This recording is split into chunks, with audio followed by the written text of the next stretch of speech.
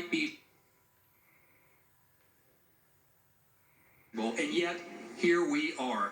To satisfy their base's extreme hatred of President Trump, House Democrats have taken a blowtorch to House rules, the rule of law, and most frighteningly, to the Bill of Rights.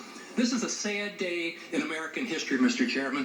The folks in the liberal media might be cheering you on, but I highly doubt that either history or the American people will judge you so leniently. And I yield back. The gentleman yields back. Mr. Cohen. Thank you, Mr. Chairman. Our Constitution embodies our values and laws, and it vests the power of our government. Will judge you so leniently. And I yield back. The gentleman yields back. Mr. Cohen. Thank you, Mr. Chairman.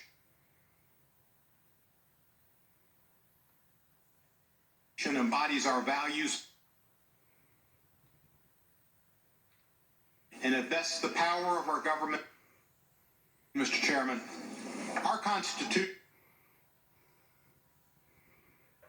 And I yield back. The gentleman yields back.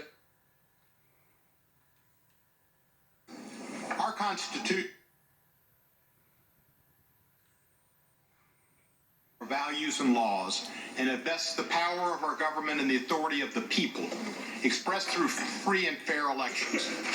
When President Trump, for his own personal political, announced that the president would not be permitted to present a case in his own defense. Every school child in America knows that it is improper and unfair to change the rules in the middle of the game.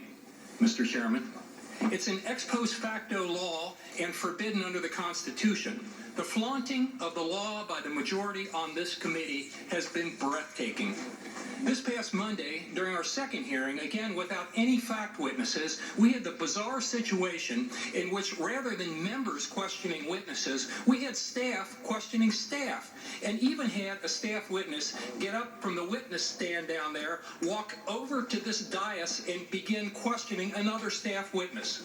At the same time, Republicans on this committee were denied the absolute right to have a minority hearing day, which is guaranteed by this committee's own rules. The chairman of this committee and the majority have seen fit to abuse this committee's rules and ignore the rights of the minority with impunity. That they will one day be in the minority, and they are setting a precedent in which they will likely one day be the victim themselves.